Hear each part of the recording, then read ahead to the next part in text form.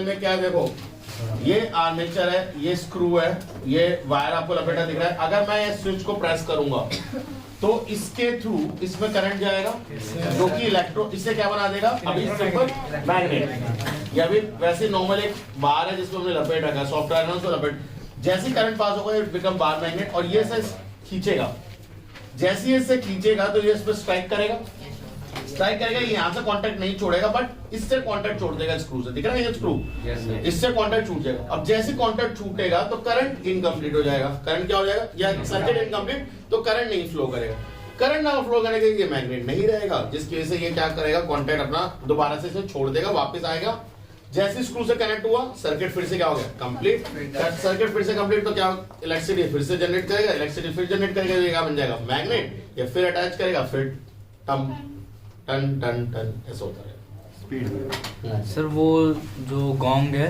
हाँ जी, तो वो मैग्नेटिक है? नहीं, मतलब कि वो मैग्नेट से अट्रैक्ट हो सकता है? नो, और कुछ, वो सोनरस मेटल है, मतलब जो आवाज को गूंजा है। और कोई डाउट? ठीक है, हाँ बोलो जल्दी बोलो, मैं रब कर दूंगा। सिंपल है, देखो जब आप स्क्रू को प्रेस करते हो तो सर्किट कंप्लीट हो जाता है। अब फिलहाल के लिए सब कुछ भूल जाओ, अब ये देखो आपको यहाँ पे क्या हो रही है, यहाँ वायरिंग हो रही है, तो अगर आप इसे यू शेप मैग्नेट नहीं कंसीडर करें तो आप इसे करिए बार मैग्नेट, एक सिंपल सीधे सीधे खड़े हैं और सोलेनोइड इलेक्ट्रोमैग्नेट की तरह, तो ये भी मैग्नेट बनेगा, ये भी मैग्नेट बनेगा at the same time. Magnet क्या करता है, पोल वोल को गोली मारो, क्या करता है, तो ये मैग्नेटिक मटेरियल इसको अट्रैक्ट करेगा। अब ये अट्रैक्ट करेगा तो इसके साथ ये अटैच है ना, जितनी दूरियां हैं ऑलमोस्ट उतनी दूरियां हैं, जब ये अटैच करेगा खींचेगा अपनी तरफ तो ये इस पे जाके टकराएगा नहीं, हैमर गॉन्ग पे टकराएगा और आवाज प्रोड्यूस होगी। बट जैसे ये चीज होगी वो स्क्रू से कांटेक्ट छोड़ देगा, हाँ सर्किट एकदम से इनकम्प्लीट हो जाएगा। सर्किट इनकम्प्लीट होते के साथ इसकी मैग्नेटिक प्रॉपर्टी चली जाएगी, जिससे वापस से छोड़ेगा, वापस छोड़ेगा तो आवाज तो हो गई ना, आवाज तो प्रोड्यूस हो गई, उसका वापस छोड़ेगा तो दोबारा वो स्क्रू पे जाकर टकराएगा, फिर सर्किट कंप्लीट हो जाएगा, फिर से वो खींचेगा, फिर आवाज प्रोड्यूस होगी, फिर वो सर्किट इनकम्प्लीट होगा, फिर से छोड़ेगा, फिर पीछे जाएगा, टिंग टिंग टिंग टिंग टिंग, ऐसा आवाज को सोचो बहुत तेज हो रही है, कंटिन्यूअसली होती चली है करंट। हाँ कह सकते हैं, जितना मतलब हाँ जितनी हमें फोर्स चाहिए उतना करंट तो होना चाहिए कि वो इसे खींच भी पाए। ऐसा नहीं मैग्नेट तो बन रहा है वो इतना पावरफुल नहीं कि उसे खींच ही नहीं पा रहा। परमानेंट मैग्नेट बन जाए तो दिक्कत हो जाएगी। परमानेंट मैग्नेट बहुत सालों में जाके बनते हैं, तो अभी तो हाँ मतलब 4-5 साल तो टेंशन फ्री रहता है, और इतना लंबे ड्यूरेशन के लिए थोड़ी होता है जैसे वो जाके बैठ रहा था बेल, खुद बता पीरियड की बेल जो बजती है मुश्किल 5 या 10 सेकंड का काम होता है, खत्म हो जाता है। सर उसको परमानेंट मैग्नेट बनाने के लिए हम ऐसा कर सकते हैं, यहाँ पे एक वो कॉइल लगाया थर्मल, जिससे कि वो गर्म हो जाएगा और उसकी हीट वो चली जाएगी। देखो वो परमानेंट मैग्नेट बन ही नहीं रहा है क्योंकि इसका ड्यूरेशन इतना ज्यादा है नहीं, ठीक है। अगर मैं थर्मल कपल जो आप कह रहे हो हीटिंग इफेक्ट के लिए लगा दूं तो वो इसके मैग्नेटिज्म को भी तो कम करेगा, और अगर कोई चीज आप गर्म कर रहे हो तो वो फ्रैक्शन ऑफ सेकंड में अपने टेम्परेचर तक अटेन करेगी नहीं, और अगर अटेन कर गई, मैं कह रहा हूं कर गई, तो फ्रैक्शन ऑफ सेकंड में अपने आप को ठंडा भी नहीं करेगी। नहीं मैं ऐसा नहीं कह रहा, मैं कह रहा हूँ कि अलग जैसे कि ऐसा होता है ना मिक्सी में नीचे एक पॉइंट होता है जिसकी वजह से वो पूरा सिस्टम रीबूट हो जाता है, वैसे ही वहाँ पे एक बटन हो जिससे की वजह से थोड़ी देर चलने के बाद और गर्म होने के बाद वो। हाँ हाँ बिल्कुल बिल्कुल मैं समझ गया। अच्छा कभी कभार अगर ये हो जाए तो हाँ बिल्कुल इसका ड्यूरेबिलिटी बिल्कुल बिल्कुल बिल्कुल ड्यूरेबिलिटी बढ़ जाएगी, कम काफी लंबे ड्यूरेशन के लिए हो जाएगा। और कोई डाउट किसी को? ओके तो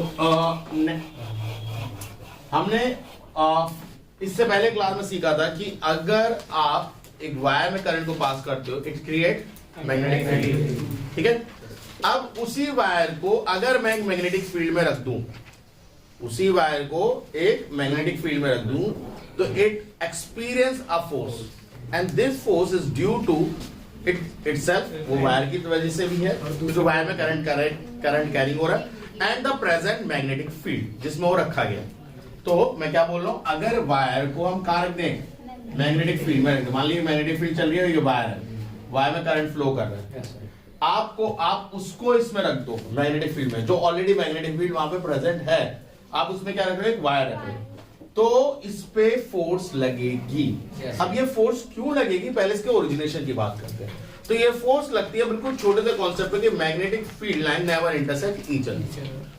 तो ये फील्ड लाइंस ऑलरेडी प्रेजेंट है, ये फील्ड लाइन बनाएंगी तो ये फील्ड लाइन इस फील्ड लाइन पे फोर्स लगाएंगे, या तो तुम हमारे साथ अलाइन हो जाओ, तो ये ऐसे मोड़ना चाहिए कि इसकी फील्ड लाइन के साथ ये क्या कर जाए, इसकी फील्ड लाइन मर्ज हो जाए, या वो कहेंगी निकलो निकलो यहां से, हमारे रास्ते में बताना। समझ में आया नहीं है? तो या तो वो उसके फेवर में लाइन होनी चाहिए, या वो बिल्कुल अलग, मतलब दोनों के रास्ते अलग अलग, हट जाओ वहां से, मतलब उनके फ्रेम से हट जाओ। क्लियर है? तो दो पॉसिबिलिटी है। अब होता क्या है, ये मैग्नेटिक फील्ड आप छेड़ोगे नहीं, इसको रिप्रेजेंट करते हैं बी से। किससे रिप्रेजेंट करते हैं? बी से। B is the representation magnetic field, ठीक है? मैग्नेटिक फील्ड इंटेंसिटी एक्चुअल में, ठीक है? वायर में आप करंट भेज रहे हो, क्या भेज रहे हो? करंट, ठीक है? और वायर की कुछ लेंथ है, वायर की क्या है? लेंथ। तो लेंथ और आपका करंट वायर के कंपोनेंट हो जाते हैं जो उसकी मैग्नेटिक फील्ड को अफेक्ट करेंगे, और मैग्नेटिक फील्ड तो है ही। तो अगर मैं बोलूं ये फोर्स किस पे डिपेंड है, तो फोर्स डिपेंड है करंट पे। क्यों? जितना ज्यादा करंट भेजूंगा उतना ज्यादा ये मैग्नेटिक फील्ड प्रोड्यूस करेगा, जो इस मैग्नेटिक फील्ड की वजह से अपोजिशन या फेवरिज्म जो भी लगे वो एक्सपीरियंस करेगा, फोर्स एक्सपीरियंस करेगा, सरल भाषा में बोले तो, ठीक है? अब ये पहला पॉइंट हो गया। दूसरा पॉइंट, फोर्स अगर लेंथ ज्यादा कर दूं तो ऑब्वियसली मैग्नेटिक फील्ड प्रोड्यूस होगी, जिसकी वजह से अगेन फोर्स भी ज्यादा इंड्यूस होगी या एक्सपीरियंस होगी। ये दूसरा पॉइंट। और तीसरा पॉइंट, जिसके प्रेजेंस में आपने रखा है अगर वो ही ज्यादा स्ट्रॉन्ग रख दो तो भी फोर्स एक्सपीरियंस। ये तीन कंपोनेंट बहुत क्लियर है, क्रिस्टल क्लियर है दिमाग में। तो F को जब जोड़ते हैं तो IBL बनता है, जिसको हटाओगे तो कांस्टेंट आता है जो कि इसकी वैल्यू 1 है बाय डिफॉल्ट, तो ये IBL हो जाता है, ठीक है? अब ये तो हमारा फॉर्मेशन है, बट जब इसको वेक्टर फॉर्म में लिखते हो तो तब आपको एक चीज समझ में आएगी, ये होता है IB इंटू IDL, ये DL होता है, इसे बोलते हैं करंट एलिमेंट। क्या बोलते हैं? Current element. क्योंकि देखो ये फोर्स है, ये वेक्टर क्वांटिटी है, ध्यान से समझना, ये भी एक वेक्टर क्वांटिटी है, और ये किसी के साथ मल्टीप्लाई हो रही है, that should B vector quantity. क्योंकि ये क्या बोलते हैं, ये बोलते हैं परपेंडिकुलर लॉ। परपेंडिकुलर लॉ ये कहता है कि जब भी दोनों का डॉट प्रोडक्ट या क्रॉस प्रोडक्ट हो, अगर डॉट प्रोडक्ट होता है जो F into D work done में होता है, तो जो रिजल्टेंट होता है that should be a scalar quantity, जैसे वर्क डन होती है। बट F इंटू डी करो तो टॉर्क भी जन्म लेता है, जिसे हम बोलते हैं क्रॉस प्रोडक्ट। क्या बोलते हैं? Cross product. तब वो वेक्टर बनता है। अब यहां देखो एक वेक्टर है, यहां कुछ वेक्टर होना चाहिए जिसकी वजह से ये वेक्टर बन रहा है, क्योंकि ये भी वेक्टर है, force is a vector quantity, magnetic field is a vector quantity. तो यहां जो भी है उससे क्या होना चाहिए? वेक्टर। अब ना करंट एक वेक्टर क्वांटिटी है, आपका लेंथ एक वेक्टर क्वांटिटी, क्योंकि डिस्प्लेसमेंट तो है नहीं। तो इनको कंबाइनली बोलते हैं करंट एलिमेंट, और उन्होंने इसको क्या बोला है? वेक्टर क्वांटिटी के लिए ट्रीट करा। और इस वेक्टर क्वांटिटी की डायरेक्शन वही होती है जो करंट की डायरेक्शन होती है। क्या डायरेक्शन होती है इसकी? अब जब क्योंकि ये हटता है, क्रॉस प्रोडक्ट हटता है, तो क्या आ जाता है? IBL sin theta. ये आपको कई बुक्स में मिलेगा फॉर्मूला। अब थीटा क्या है? Theta is angle between magnetic field and current, क्योंकि मैंने बोला वेक्टर जो डायरेक्शन है वो तो करंट और मैग्नेटिक फील्ड के बीच में। सही है? ये फॉर्मूला समझ में आया? अब इससे 2-4 क्वेश्चन पूछ लेते हैं कि भैया ये मैग्नेटिक फील्ड और ये फोर्स सबसे ज्यादा मैक्सिमम कब होगी? तो सबसे मैक्सिमम होने के लिए एंगल को क्या होना जरूरी है? 90 डिग्री। तो जो आपका वायर है that should be perpendicular to the magnetic field, then the force is maximum. ऊपर नीचे पर कहां हो रही है वो हमें नहीं पता, वो बाद में डिस्कस करेंगे, बट मैक्सिमम होने के लिए 90 डिग्री। मिनिमम होने के लिए पैरेलल होना जरूरी है। जिस डायरेक्शन में मैग्नेटिक फील्ड जा रहा है आप उसी डायरेक्शन में करंट भेज दो, या उसके अपोजिट डायरेक्शन में करंट ला दो, 180 भी हो सकता है। मतलब अगर मैग्नेटिक फील्ड ऐसे जा रही है तो करंट वायर भी ऐसे करो, ऐसे वायर ऐसे बोला था ना करने के लिए, परपेंडिकुलर ऐसा होता है ना, मतलब मैग्नेटिक फील्ड ऐसे है, वायर को ऐसे बोलो, करने को ऐसा बोला 90 डिग्री। बट अगर मैं कहूँ ऐसे कर दूं तो एंगल 0 हो गया, तो पैरेलल हो गई, तो वहां उस पॉइंट की हम बात नहीं करेंगे। कोई डाउट? अब हाफ की बात बोलेंगे तो कई रीजन है उसके, मैं उस पर नहीं जाऊंगा। इतनी बात क्लियर हुई या नहीं हुई? तो अगर मैं करंट, अब मैं तुमसे सिंपल सी चीज पूछूं, अगर मैं वायर को मूव हो रहा है बट वायर को बहुत तेज मूव कराना चाहता हूँ तो क्या पॉसिबिलिटीज है? लेंथ में चेंज नहीं कर सकता, ध्यान सुनो, लेंथ में चेंज नहीं कर सकता। मेरे पास टू पॉसिबिलिटीज है, या तो मैं मैग्नेटिक फील्ड को स्ट्रॉन्ग कर दूं जो है, या मैं करंट ज्यादा पास कर दूं, स्ट्रॉन्ग करंट पास करूं। तो दोनों से मेरा वायर तेज मूव होने शुरू, फोर्स ज्यादा एक्सपीरियंस करेगा। कोई डाउट? पक्का? अब इसी प्रिंसिपल कि वायर को अगर फास्ट मूव कराना है या ज्यादा फोर्स एक्सपीरियंस कराना है तो क्या पॉसिबिलिटीज है? पहली पॉसिबिलिटी है कि मैग्नेटिक फील्ड बढ़ा, देखो लेंथ नहीं बढ़ा सकते क्योंकि मैं बोल रहा हूँ वायर, तो वायर ऑलरेडी वहां पे है, तो you can not change wire but you can change the current which is passing through the wire, you can change the magnetic field. तो वो मैं चेंज कर रहा हूँ दोनों चीजें। और कोई डाउट? ओके, सो इसमें क्या हो रहा है आप ध्यान से समझना। नॉर्थ साउथ सबको दिख रहा है? Yes sir. Very good. North south से इसका मतलब मैग्नेटिक फील्ड वहां पे पहले से है। Yes sir. कोई डाउट किसी को? ओके, दूसरी चीज, वायर दिख रहा है? Yes sir. ये वायर S1, इसे स्प्लिट रिंग्स कहते हैं। क्या बोलते हैं? Split rings, SPLIT, split. आगे पढ़ोगे इसी जनरेटर में स्लिप रिंग्स, वहां पे होता है स्लिप रिंग्स। स्लिप और स्प्लिट अलग अलग रोल है। मैं पूछूंगा स्प्लिट रिंग की जगह स्लिप रिंग इस्तेमाल करता तो क्या हो जाता, जब हम इसी पढ़ लेंगे। ठीक है, अभी फिलहाल इस पे देखो ध्यान से। तो यहाँ स्प्लिट रिंग्स है, यहां से करंट जा रहा है, ये ऐसा है। कोई डाउट किसी को? इसका रोल अभी समझेंगे, बट अभी फिलहाल पिक्चर देख के क्या पता चलता है कि यहाँ से करंट आया, ब्रशेस से पास हुआ, ब्रशेस से S1 में पास हुआ, S1 से ऊपर गया और AB आर्म में ऊपर की तरफ करंट जा रहा है। ठीक है, CD आर्म में ऐसे जा रहा है और DC आर्म में C से B ऐसे आ रहा है और फिर वापस उतर गया। कोई डाउट किसी को? पक्का? अब ध्यान से एक बात समझो बच्चों, जो दो चीज मैंने जस्ट अभी आपको बताई वो ध्यान दो। DC आर्म या DC या CD जो भी आप समझो, उस आर्म में करंट क्या मैग्नेटिक फील्ड के पैरेलल नहीं है? तो वहां पे क्या फोर्स इंड्यूस होगी? नो सर, फोर्स इंड्यूस नहीं होगी। सेम अप्लाई फॉर AB के आर्म में भी तो यहाँ पे भी हल्का फुल्का करंट होगा भाई, यहाँ पे ऐसे। Yes sir. तो उस आर्म से भी कोई फोर्स इंड्यूस नहीं होगी। कोई डाउट? हाँ, तो अभी बात करेंगे, उसके पहले बताओ ये बात क्लियर हुई? Yes sir. मजेदार बात क्लियर है सभी को? Yes sir. ओके, अब एक काम करो, फटाफट एक पेन निकाल लो, रोक ले। सबने ऐसे फोल्ड कर लिए? अब एक काम करो, यहाँ पे A जैसा आपकी उसमें A B, ठीक है, A B C D, फटाफट लिख लेते हैं। हाँ लिखना है भैया, लिखना है जैसा है। अब A के पीछे A लिखो, मतलब अभी बताता हूँ। जैसे आपने ये लिखा A, तो ये A है, तो इसके पीछे कुछ नहीं लिखा ना आपने, तो इसके पीछे भी A। ये आपका D है तो इसके पीछे भी D, ये C है तो इसके पीछे भी C, ये B है इसके पीछे भी B, वो लिखिए। गलत बना है, उल्टा कर दिया, A यहाँ है B।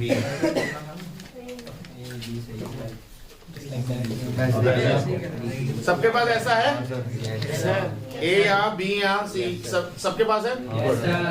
ओके, अब एक बात, अब एरो बना लो, जैसे आप सबके में ऐसा कुछ बना लिया, मैं वो यहाँ बना दे रहा हूँ जो आप सबने बनाया। आपका ऐसा कुछ है ना शीट आपकी, जिसमें आपने A यहाँ बनाया, B यहाँ बनाया, C यहाँ बनाया, D यहाँ बनाया। इसमें एरो ऊपर बनाइए, इसमें ऐसे बनाइए, इसमें ऐसे बनाइए, इसमें ऐसे बनाइए। चलिए फटाफट एरो बनाइए। ठीक है सर पीछे भी? नहीं, अभी फिलहाल जो मैं बोल रहा हूँ फ्रंट में, जहाँ पे A यहाँ था, B यहाँ था, C यहाँ था, D यहाँ था, हो गया। एरो बना लिए? अब मैंने आपको दो रूल बताए थे, फ्लेमिंग लेफ्ट हैंड और फ्लेमिंग राइट हैंड, हमने रेडियो एक्टिविटी में पढ़ा था। कौन सा रूल इस्तेमाल होता है आपका फोर्स निकालेंगे, लेफ्ट या राइट? लेफ्ट। राइट यूज होता है, गुड। अब रूल बहुत वो तो सिंपल ही है, F फोर्स, B I, ठीक है। दिस वन है I, this one is F, this one is नहीं, sorry, this one is F B और I। मिडिल फिंगर I के लिए है, ठीक है। ये आपका मैग्नेटिक फील्ड और ये I फोर्स, ठीक है। सो ये सबके पास क्लियर है? ये राइट में होगा, ये लेफ्ट में होगा, बट आपको जब करंट निकालना हो तब आप राइट यूज करेंगे, जब आपको फोर्स निकालना है लेफ्ट यूज करेंगे। हम यहाँ पे फोर्स निकाल रहे हैं, हम क्या निकाल रहे हैं? फोर्स। कोई डाउट किसी को? गुड। अब होता क्या है, जब यहां से यहाँ मैग्नेटिक फील्ड जा रहा है, मैं यहाँ पे समझा रहा हूं, आप इसे समझेंगे, आप अपनी कॉपी पे बनाएंगे, ठीक है। अभी आपके कॉपी के लिए अगर मैं आपको बोलूं, आपने अपने कॉइल को अगर ऐसे रख लिया बिल्कुल फ्लैट कॉपी के ऊपर, जैसे मान लो ये फ्लैट कॉपी है, देखो ध्यान से, तो ऊपर हल्का सा आप समझने के मकसद से आप एक ऐसे बना सकते हैं, ये है मैग्नेटिक फील्ड बी, है ना, मैग्नेटिक फील्ड ये है ना, इसे फ्लैट कॉपी पे रख दो और मैग्नेटिक फील्ड बना लो, ये मैग्नेटिक फील्ड ये बना ली। अब मुझे एक बात बताओ, AB को नहीं देखना ना DC को देखना, क्यों? ये पैरेलल है, कोई फोर्स इंड्यूस नहीं करेंगे, छोड़ दो इन्हें। अब बात करता हूं मैं AB की, अब ध्यान से सुनो, मैं किसकी बात कर रहा हूं? FDI, मैं इस पे कर रहा हूं, आप कॉपी पे करेंगे, थोड़ा सा डिफरेंस होगा क्योंकि मेरा वर्टिकल है, आपका हॉरिजॉन्टल है, ठीक है? तो पहले इस पे समझेंगे, फिर मैं आपको आपकी कॉपी के हिसाब से हाथ बना के दिखाऊंगा, पहले इसको समझे फिर आप अपनी कॉपी के हिसाब से समझेंगे, ठीक है? तो F फोर्स की बात कर रहा हूं, B अभी क्या मेरी अलाइनमेंट में है? B देखो मेरी अलाइनमेंट में है, B से B देखो, ये B को दिखाता है, क्या B लेफ्ट टू राइट ही जा रहा है? क्या मेरी फील्ड लेफ्ट टू राइट जा रही है? करंट AD में कहां जा रहा है? तो क्या मैं इसे उठा दूं? अब बताओ, क्या B लेफ्ट टू राइट ही जा रही है? क्या करंट नीचे से ऊपर जा रहा है? तो मेरा थंब कहां चला गया? अंदर की डायरेक्शन, कोई डाउट? समझ में आया? यानी ये वाला पोर्शन अंदर जाएगा, क्रॉस। अभी करवाऊंगा, तुम्हारा भी करूंगा, पहले बताओ समझ में आया? तुम्हारे साथ भी करेंगे, अभी सुन लो पहले, ये समझ में आया या नहीं आया? अब आपकी कॉपी के हिसाब से आप अपनी फ्लैट रख लीजिए, सिर्फ मुझे सुनिएगा, ठीक है? आपने फ्लैट रख रखा है, अपना लेफ्ट हैंड की फर्स्ट फिंगर को मैग्नेटिक फील्ड की डायरेक्शन में दे दो, देखो सबका ऐसा ही आ रहा होगा हाथ, ठीक है? अब करंट सुन लो ध्यान से, करंट आपका ऊपर जा रहा है, ठीक है? या तो देखो मेरे हाथ को देखो, या तो अपने हाथ को ऐसे कर लो अगर कर सकते हो, या अपने हाथ को सिंपल ऐसे कर लो, कर लिया? तो अगर आपने करंट को कर लिया तो देखो ये मैग्नेटिक फील्ड है, यस सर, ये आपकी कॉपी में है, आपकी कॉपी में देखिए, आपका हाथ मेरे हिसाब से बनाइए और अपनी मैग्नेटिक फील्ड देखिए, मैच कर रही है? क्या आपका करंट मैच कर रहा है? तो आपका थंब कहां चला गया ऑटोमेटिकली? तो यानी ये आर्म कहां फोर्स लगाएगी? नीचे की तरफ, कोई डाउट? पक्का? पक्का? अब इधर आ जाइए वापस, हाँ क्रॉस लगा दो, जब एक हो गया। अब देखो ये सिर्फ आपका प्रोस्पेक्टिव इंक्रीज करने के लिए, ये अंडरस्टूड बात है। नल में अगर एक वाला हिस्सा नीचे लाते हो तो दूसरा हिस्सा ऊपर जाता है, नल उसमें अगर एक हिस्सा नीचे लाना तो ऑटोमेटिकली दूसरा हिस्सा ऊपर जा रहा है, इट्स नॉट रॉकेट साइंस, ठीक है? मोमेंट ऑफ टॉर्क या मोमेंट कपल जो आप पढ़ चुके, तो ये अगर क्रॉस नीचे जा रहा है तो वो वाला ऊपर आएगा, लेट वी सी, ठीक है? देख लेते हैं ये ऐसा हो भी रहा है, बस ये तुक्केबाजी है। तो F B क्या अलाइन है? करंट तो ऐसे कहाँ है? ऊपर है, सीमी में कहाँ है? तो इसको मैं ऐसे कर दूं, थंब, तो मतलब ठीक है? अब अपने हिसाब से बनाओ, देखो आपकी मैग्नेटिक फील्ड कॉपी करो, कर दिया, हो गया, यही है, सही यही है, कुछ नहीं करना, हाँ सर यही है मैग्नेटिक फील्ड, करंट, ये तो ये ऊपर आया, आ रहा है, तो सबके साथ हो गया। मजेदार बात सुनिए, आपने सबने एक रोटेशन ले लिया, अब एक कॉपी मुझे दिखा दो भैया, देखो आपकी कॉइल ऐसी थी, अब जड़ में मजेदार बात अब आने वाली है, कॉपी ऐसी थी, ये कॉइल है, this one is A, this one is your B, this one C, D, इस पे नीचे की तरफ लग रहा है, इसके ऊपर, तो ये ऐसा हो गया, फील हो पा रहा है कि ये कॉइल ऐसी थी और ये ऐसी हो गई, बट ये ऐसी हुई तो क्या हुआ?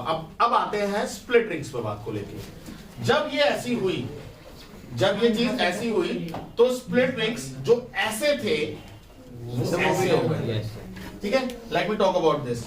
अभी स्प्लिट रिंग्स ब्रशेस ऐसे ही हैं, ध्यान से देखिए सारे, B1 B2, और उसमें स्लिप रिंग्स ऐसे हैं, S1 S2, और अगर मैं बोल रहा हूं कि AB आर्म मेरी नीचे गई है तो S1 नीचे चला गया, S2 ऊपर आ गया, did you feel this? Yes sir. अभी ऐसे है तो ये ऐसे हो चुका है, ऐसा, तो S1 कहां चला गया? नीचे, S2 कहां चला गया? ऊपर।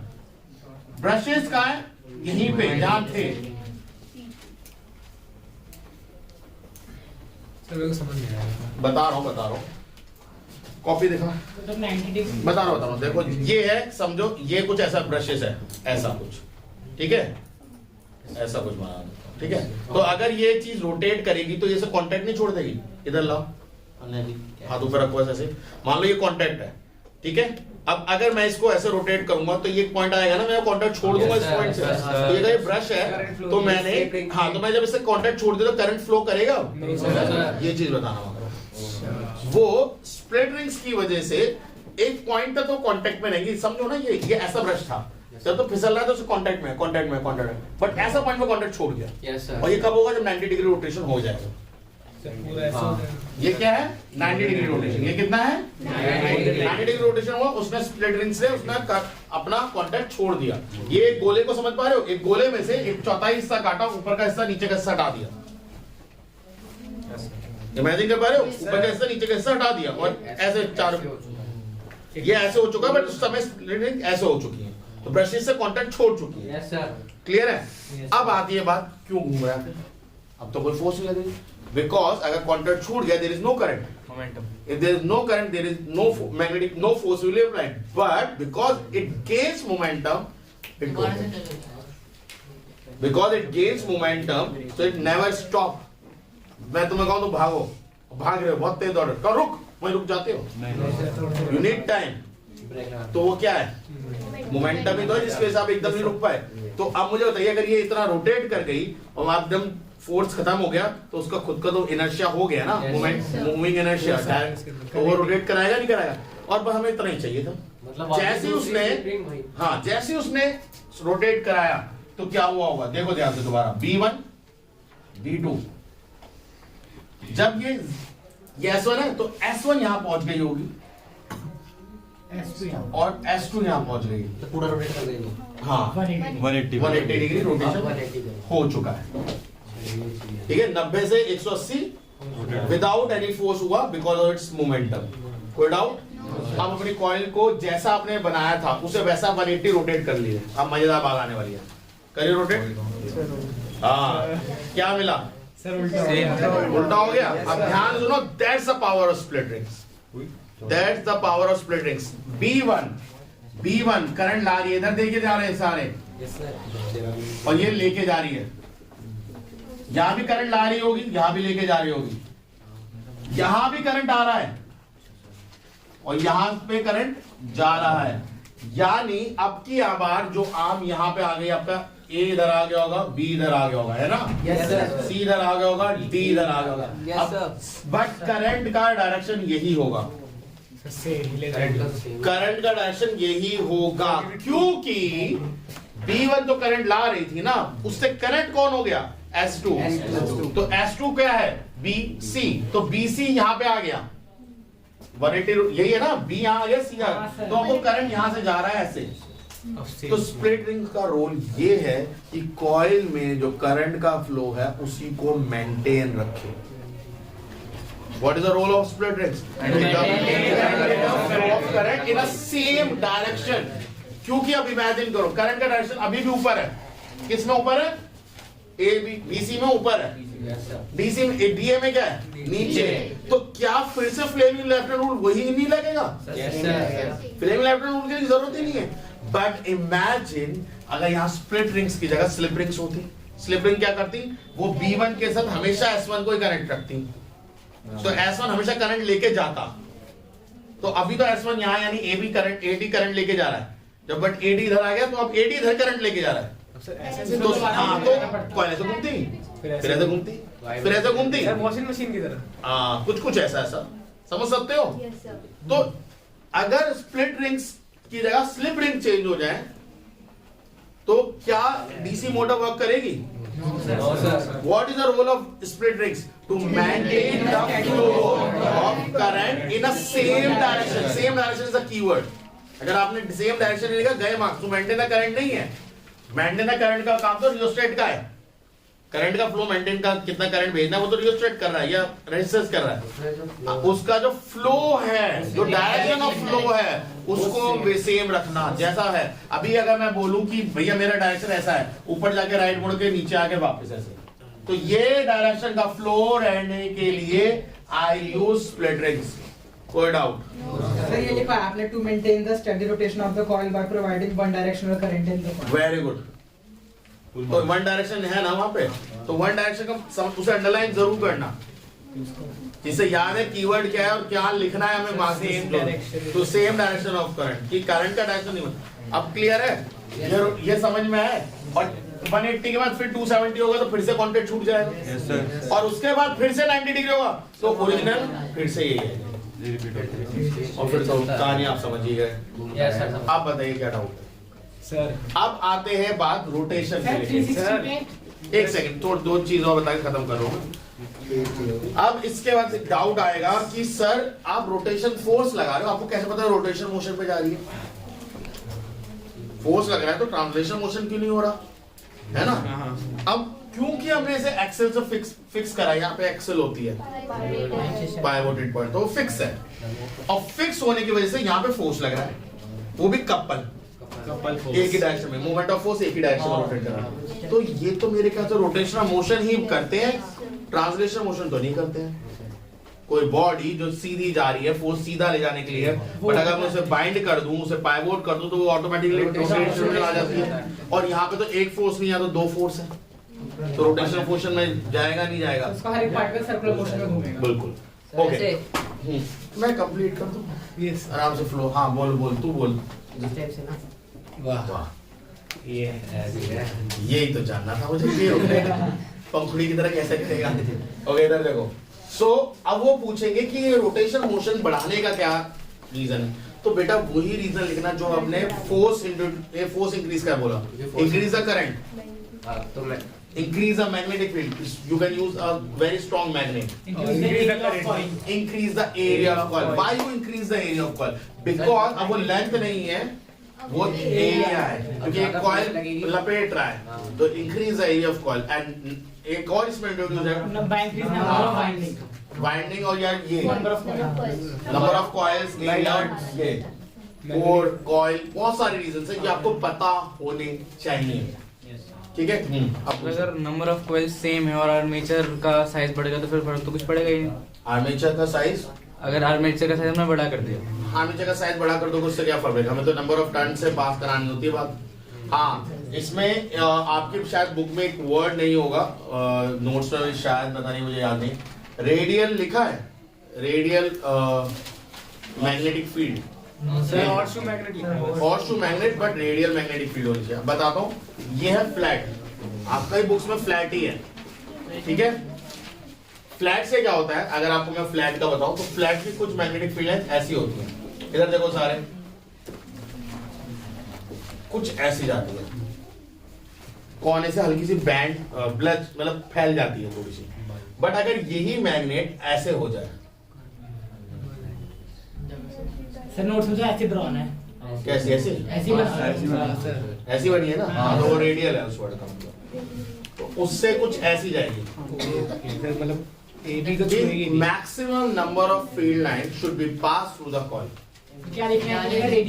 Radial magnetic field, magnetic field तो होती है बट पता होना चाहिए कि ऐसा हो, तो रेडियल मैग्नेटिक फील्ड होगी जिसकी वजह से ज्यादा नंबर ऑफ फील्ड लाइंस उसमें से पास करेंगे। कोई डाउट है? No sir. डीसी मोटर, तो डीसी मोटर कंप्लीट आ गया सर। पक्का समझ में आया? एक डाउट है तो बता दो कुछ। हाँ, सर ब्रश क्या है सर, फिर कोई ऐसा नहीं है। ब्रश कुछ नहीं है, सर्किट को कंप्लीट कर रहा है। इमेजिन कर ले कार्बन के पतले पतले वायर रॉड जो ऐसे निकले हुए हैं, मतलब रॉड मान ले, पतले पतले स्ट्रिप्स मान ले, जो एक सरफेस पे ऐसे बार-बार रब हो रहे हैं, दैट्स कॉल्ड आवर ब्रश। क्योंकि कार्बन के ब्रशेस हम इसलिए बोले because carbon is a good conductor of electricity, और ग्रेफाइट खास, ठीक है। और कोई डाउट? नहीं, CD और AB में से फोर्स इंड्यूस नहीं होगी, करंट तो फ्लो करेगा, फोर्स इंड्यूस नहीं होगी। क्यों नहीं करेगी बताओ? क्योंकि पैरेलल होगी मैग्नेटिक फील्ड के। तो सबसे पहले होता है ना, फोर्स का फॉर्मूला क्या होता है? I/B/L sin theta. अगर sin 0 डिग्री हो गया तो पूरा 0 हो गया, पूरा 0 हो गया। अगर फोर्स